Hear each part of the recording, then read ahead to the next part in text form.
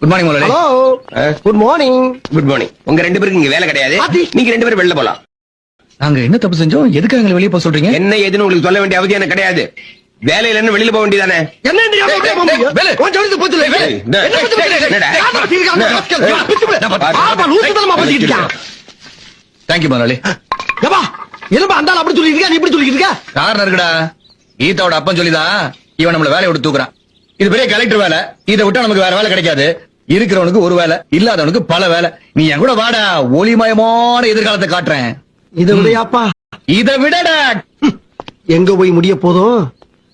வரண்டா சின்னசாமி. சரிடா. ஏய், ஏய், ஏய். அதெல்லாம் நான் உன்கிட்ட வேலை பார்க்கும் போது. இப்ப நீ பதவி இழந்துட்ட, முதலாளிங்கிற பதவி இழந்துட்ட. Be careful. என்ன லுக்கு, என்னடா லுக்கு? விட்டேன்டா. போடா. ஏய்